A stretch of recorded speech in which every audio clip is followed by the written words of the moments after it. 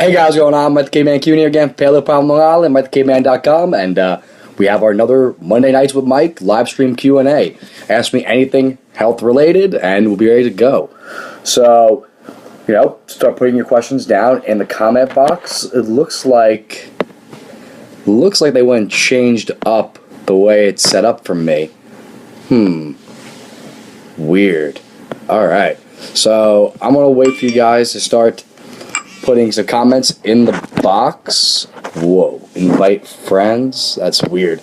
Alright, so I'm going to pull it up on my phone, that way I can actually see the questions. I know we had a problem last week where, for whatever reason, I wasn't seeing the questions, but yeah, just start putting your questions down in there as I go to pull up the live stream. Hopefully, I'll get a blast of comments in the background. I know we had a problem last week. Yep, there it is. Where, for whatever reason, I was like, yeah, start putting your questions down in there. Alright, so like we always talk about, always look for those live stream questions, so just put them in the comments and we keep it rolling. We're going to start out with a question from Maddie, who looks like she just joined us, and her question was in relation to a bone broth. Hey Tori, what's up? How you doing? So regarding that, essentially it's whether bone broth is okay for kids, and the answer of course is yes. You want to start out their health, particularly their gut health, nice and early. And I know in your particular case that we had some issues with the kefir, but that doesn't necessarily mean that it's not going to be beneficial.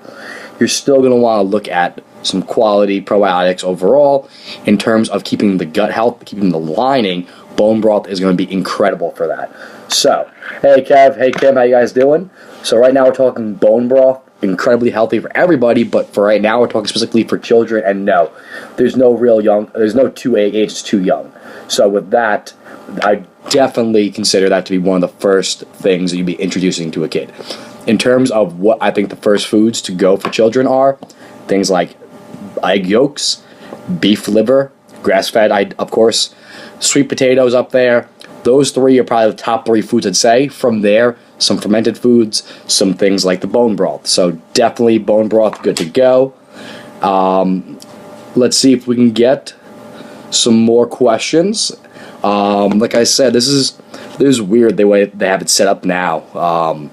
The questions are popping up on the bottom. It doesn't have its own like chat box like it used to. Whatever. So with that being said, okay, here we go. Are those particular ingredients okay? I've read different things about adding sea salt or not to baby's food. And honestly, I don't see it being a problem. I'll tell you why. Because looking at the ingredients, I see water, roasted beef bones, onion, celery, carrot, cabbage, garlic, black pepper, because peppercorns, sea salt, and bay leaf. Absolutely, yeah. I see no issue with that for the kid.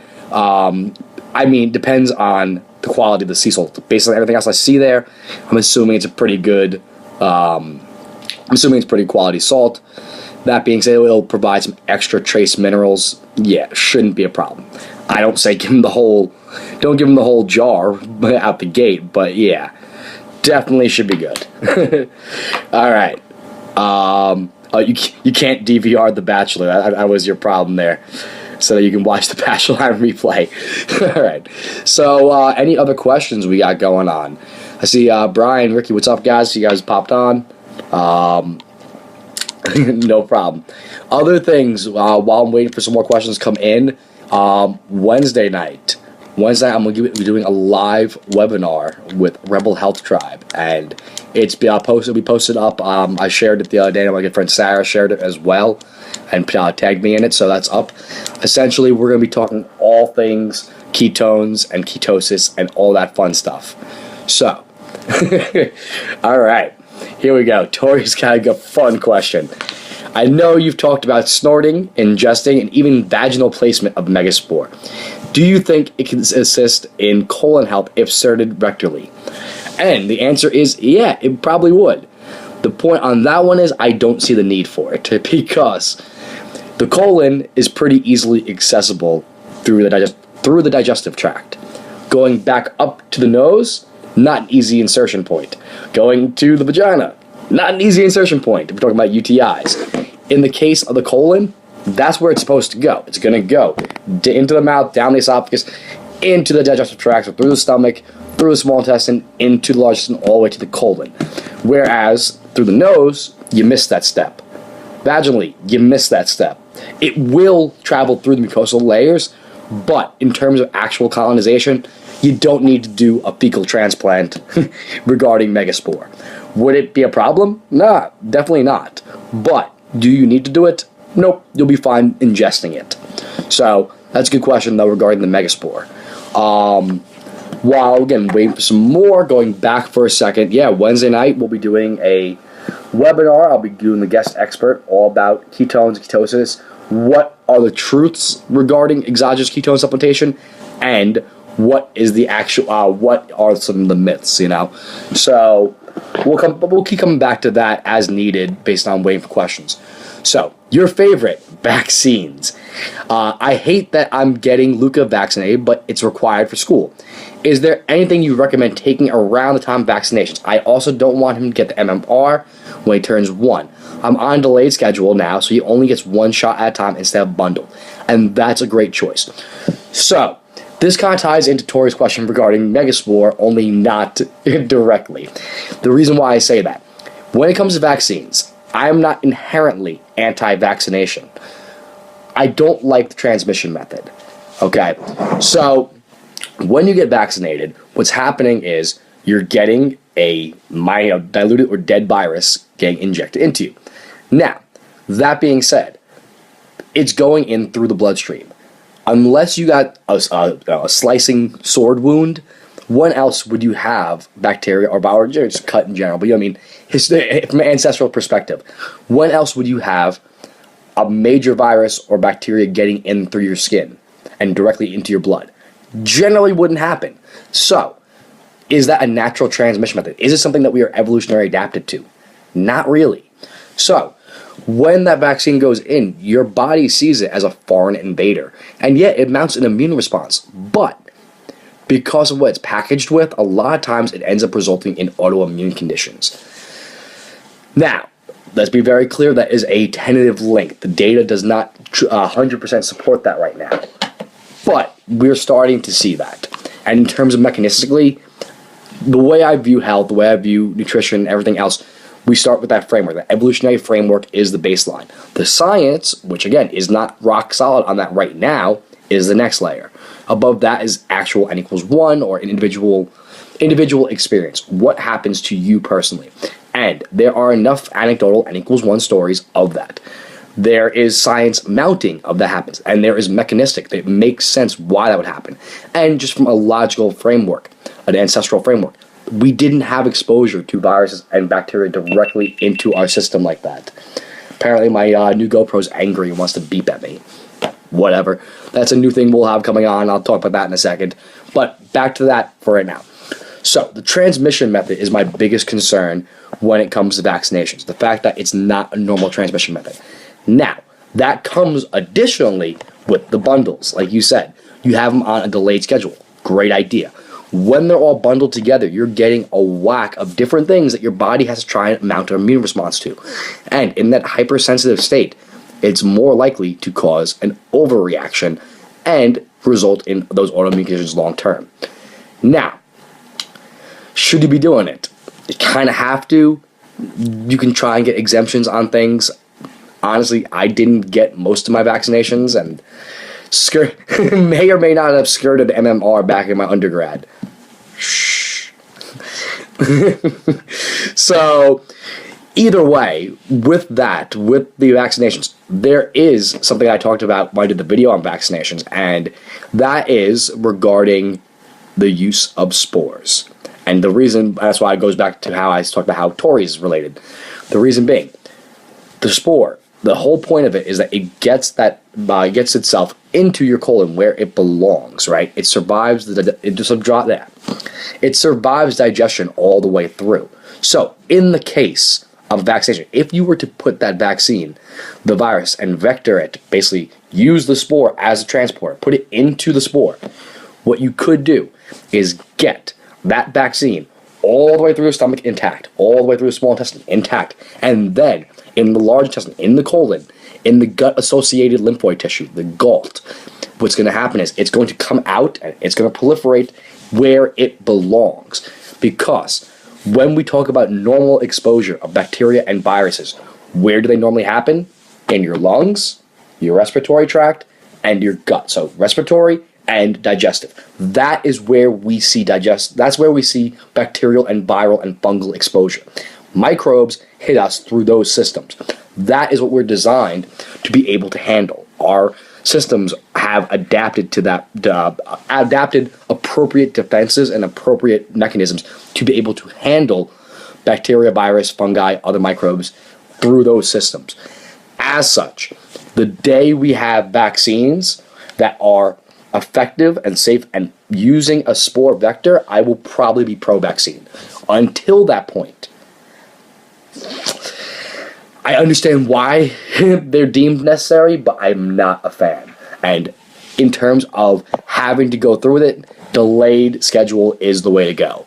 So my pediatrician tried to talk me out of doing the delayed schedule. Yes, good career move on not doing the delayed schedule. I mean, I'm telling the pediatrician to basically screw off. So, Craig, Tavana, Aaron, Ozzy, what's up, guys? Murray, I have both my kids on a delayed schedule. My daughter is 8 and doesn't have MMR yet. Maddie's a way around it. Maddie, I'll try and see if I can get you in contact with Murray because she's awesome. She's one of my new clients, and she definitely has a bunch of experience on that. So maybe she can help you out on how we get around that. Hey, Ozzy, what's up? So, let's see. Yeah, I'm not liking the way this is going right now with comments. It's so weird. Hopefully I didn't miss any. I'm going to scroll back. We got Tori's, Maddie's. No, it looks like I caught most of the comments so far. Okay, so there is a way around it. Awesome. Thanks, Murray. And thank you, Maddie. Yeah, we'll try and link you two up, or if you want to just send each other a message or a friend request something right now, you both see each other in the comments. I'd greatly appreciate that if you guys can link up. So, while we're doing that, let's get some more questions going. While I'm waiting for these questions to come in the comments, because again, it's a little bit of a delay, and I see it sort of sometimes. We'll talk more about that in the ketones. So, we have that. We're coming up with Rebel Health Tribe, and we'll be doing all about the myths and truths, because right now, exogenous ketones are a pretty hot topic, and there's a lot of information floating around about what they are and what they do. And unfortunately, a lot of people are pushing as, this is the next weight loss pill. This is going to help you burn fat. And the fact of the matter is, it's not really the case. That's not what they are for.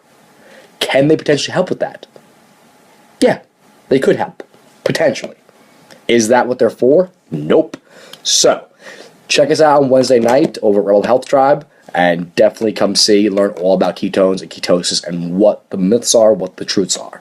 So, Ozzy, I'd like to know about the spores. What would you like to know about the spores?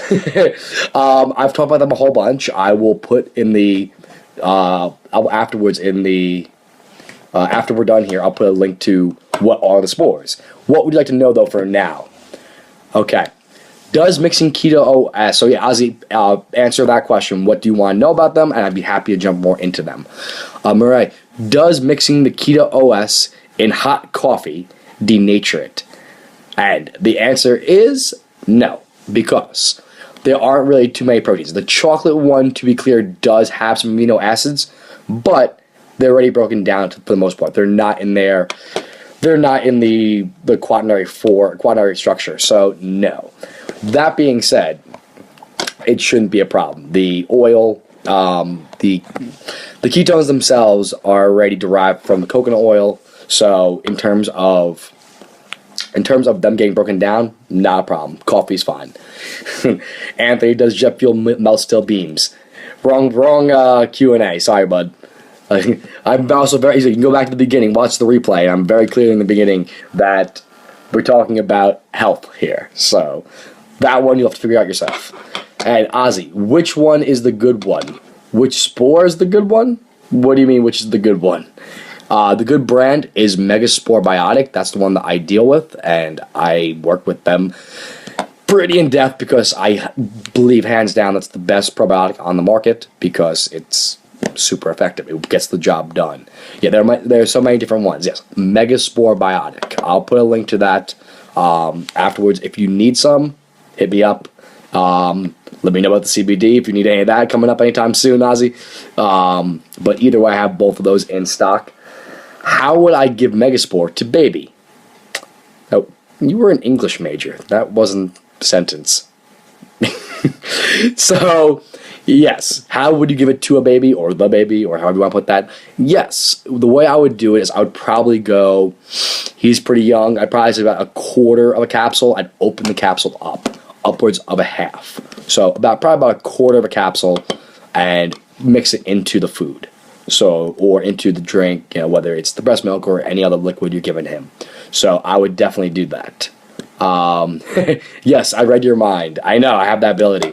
I have superpowers now. Probably not. Anyway. Yes, hit me up, Ozzy. I will definitely get a hold of you about the CBD and the spores, and we'll be ready to rock. And I'm eating dinner, holding him, and writing "Leave Me Alone." Oh, leave you alone about your poor English. Got it.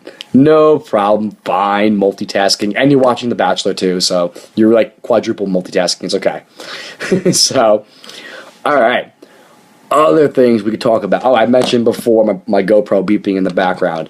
We're trying out something new. I went and invested in that GoPro, and what I'm doing is some Mike the Caveman Hits the Streets, and I'm going to be filming some stuff. So, as you may or may not know, these questions, besides these live stream questions, because obviously we're live right now, my other Ask About the Caveman videos all come, every single one of those videos has come from a real question I had either in a direct conversation, someone's texted me, emailed me, at a consult, etc. And they're all questions that have come to me in real life. I've just gone home and recorded them separately. So what we're going to be trying to do now is with the GoPro, and once I actually learn how to shoot it with good quality, it's still a learning curve right now. What I'm trying to do is record some of those conversations in real life, basically have it running while I'm actually conversing in real life, whether it's at the gym, whether it's at an MMA, or it's at building strength, or wherever else it is, and have some of that real life, conversations I'm having already anyway, and let you guys see a little bit of behind the scenes. So I'm thinking about making that my Sunday videos from now on. Yeah, so if you see me in real life and you have something like that, be aware I might be borrowing you a little bit. But yeah, we'll see how that works out. If I figure out how to get it working well, and we're good to go. I want Megaspore, send me an invoice. Done deal, you got it. So Maddie, I'll hit you up after the podcast, after the live stream as well. Ozzy, shoot me a text. Murray, hopefully you can link up with Maddie. That'd be great. So, what other questions we have going on right now? We're getting a lot of good interaction, but we need some more questions.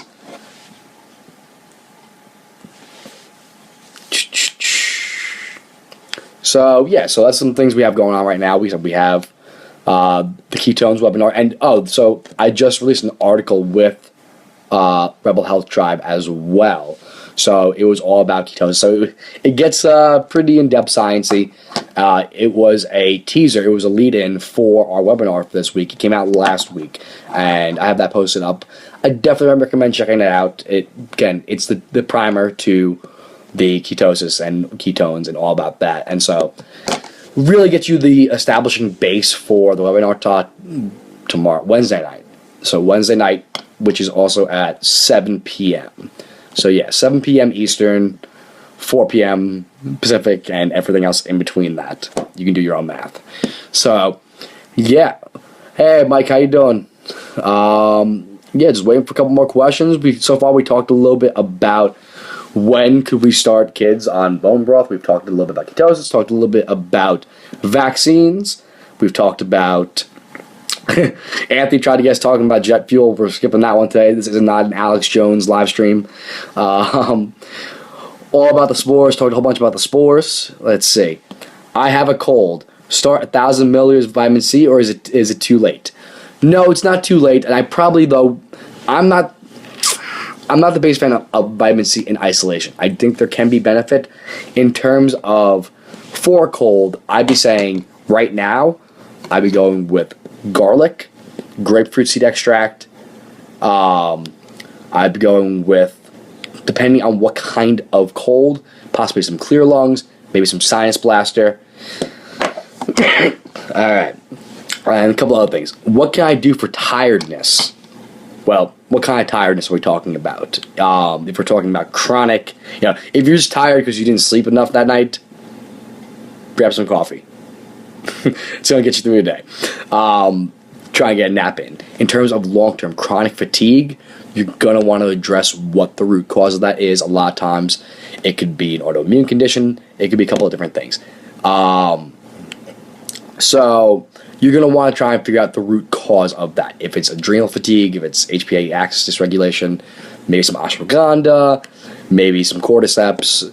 It's a lot more open-ended of a question than simply, what do I do? What do I take? The real answer to it is sleep more, grab a little coffee in the short term. Can you explain DKA from a nutrition standpoint? What do you mean DKA? Oh, diabetic ketoacidosis? Is that what we're talking about? I'm assuming that's what you mean. Nurses.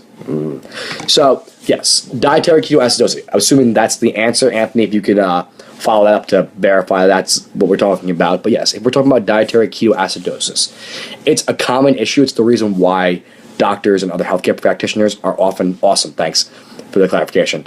It's the reason why doctors and nurses and a lot of other healthcare practitioners are afraid of ketosis. So, when we're talking about ketosis, nutritional ketosis, or even supplementation, exogenous supplementation versus dietary ketoacidosis, most professionals only learn about ketosis in the context of ketoacidosis. What does that mean? Well, basically, you have a person whose ketone levels are super elevated. Their blood sugar is super elevated. And in the process, their body becomes super acidic. This is not the acid-alkaline base that most people are thinking about. Oh, I have to make my body more alkaline. No, different story. This is an actual physiological process where their blood is too acidic. So, the reason where you're going to see that in a medical situation is generally type 1 diabetics or in type 2 diabetics who've destroyed their pancreas. So, the reason why it happens, it's not that insulin is resistant. It's not insulin resistance. It's related to the inability to produce insulin. Because even if you're insulin resistant, you'll still be able to get some delivery of that blood sugar or ketones into your system. So, in nutritional ketosis, if we are not supplementing with exogenous ketones, it's going to be super hard to get past about 3 or 4 millimole levels of blood ketones, beta-hydroxybutyrate blood ketones. Whereas, if we are supplementing with dietary ketones, with exogenous ketones, you could probably get it up to like a 5 or a 6 if you're taking a whole bunch. But again, in both cases, insulin will eventually kick on and it will lower those levels. In diabetic ketoacidosis, because there is no insulin, without a shot of exogenous insulin, what's going to happen is those levels are going to get upwards of 20. So, that right there is where we see a problem. The blood becomes super acidic, no good, shut down your system, someone going to shock, and death. No good. So in terms of dietary standpoint, the ability to actually get there from a nutritional standpoint is almost impossible, provided you still have a source of insulin. So, regardless of whether you're resistant or not, if you have it in your system, you'll be able to clear that out. If you don't, whether it's type 1 or type 2 who's developed into that, then that's where the problems come in. So, from a dietary standpoint, ketosis is not a problem. It's just that most health professionals are only going to see prior to the popularization of low carbohydrate diets, ketogenic diets, Atkins made the first push, and then since that period, there have been other low carb diets that have made that same kind of push. Until the popularization of a low carbohydrate diet, the only time that professionals would encounter ketones in the urine and in the blood at elevated levels was simply diabetic ketoacidosis. So they were taught that if you see this person's probably going to die. Take care of it. Today, because people are doing intermittent fasting, they're doing ketogenic protocols. Now they're supplementing with ketones. Because of that, it's not that weird to see elevated ketone levels. So, awesome. Anthony says, thanks. Of course, brother, no problem. Usually ends on a ventilator if not treated quickly. No. Yeah, it's definitely a scary situation if diabetic or just any kind of metabolic acidosis or alkalosis for that matter, definitely a scary situation. That's why I talk. So, side note, how I mentioned before that making your body alkaline or acidic is kind of, worrying about that, making sure you're on the acid-alkaline balance. It's kind of overblown because your body really tightly regulates it. Now, that does come with the caveat that in order to tightly regulate it, it does need to burn through a bunch of minerals. So your electrolyte balance does become important. So if you're worried about your body becoming more alkaline, get more minerals in so that it can continue to balance itself. But it shouldn't be a number one priority. It shouldn't be, oh no, I need to eat more alkaline foods because I need to make my blood alkaline. Your blood's going to be inherently slightly alkaline anyway. It's generally about 7.4 is, basically where our blood should be. But anyway, going back to Ozzy's cold question, Maddie interjected about zinc. Yes, zinc can definitely be beneficial in a cold, but again, I don't necessarily like isolated minerals and things like that too often. A lot of people like vitamin D and things like that, but meh, not that big of a deal. Clear Lungs. Clear Lungs is a product that is made by Ridgecrest Herbals, and in terms of lung conditions, it is one of the best. So if you're the cold you're dealing with, if it is respiratory related, it will be a lifesaver. So definitely consider getting some Clear Lungs. I'll put a link to that afterwards. That's definitely read your article on ketones. With regard to branch chains, is L-valine a no? So the branched chain amino acids, that's where it gets a little bit interesting.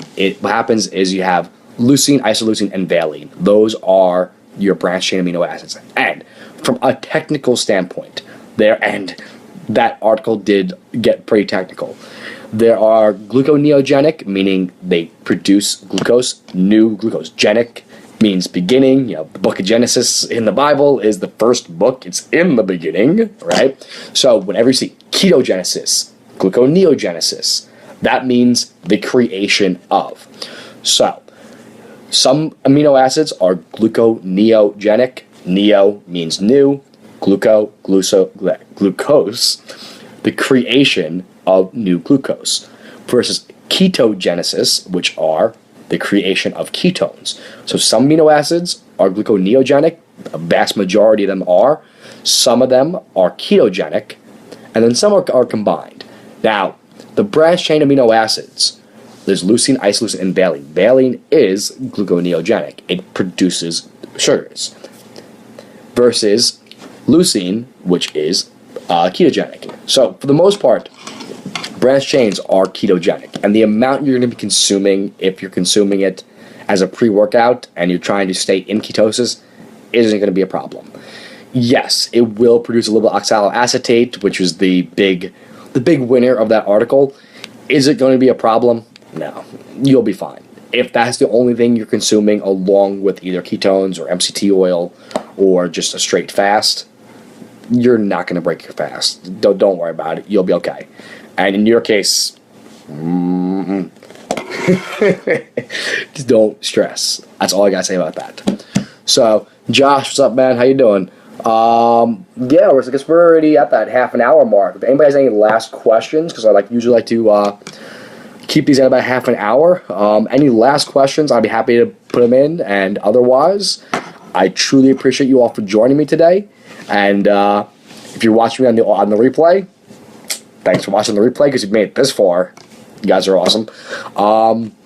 Otherwise, while I'm waiting for those last questions, you know what to do. I truly appreciate it. You can get a follow over on Instagram and Twitter at MikeTheCaveman. I have MikeTheCaveman.com. I haven't done much with that recently. I keep talking about how I'm going to start doing more with that. But between daily videos and the writing and my doctorate and just life and whatnot, I haven't been able to do what I want to do. I've been making slow movement on building the playlists on YouTube, and what I'm thinking about doing with that is releasing the playlists with a little bit of an article about that topic. So let's say the topic's cholesterol. Writing a short 500 word intro article, and then sending it out to my subscribers on mythecaveman.com along with the playlist. Basically saying, this is the primer, this is what you want to know, and if you want a bunch more information, check out this playlist, and this is all you're ever going to want to know on cholesterol. So that's where we're going with that. I plan on doing that with MikeTheCaveman.com, so if you're not already an email subscriber over there, head on over there, subscribe. Truly appreciate a subscribe over on YouTube as well, of course. Every day, Mike the Caveman comes out a new video. Wednesday night, we have the Ketosis webinar, Rebel Health Tribe, and the other thing is possibly doing the best of Mike the Caveman hitting the streets. So, all right. That being said, guys, it looks like there's no more questions. Thank you again for joining us. I'll see you tomorrow.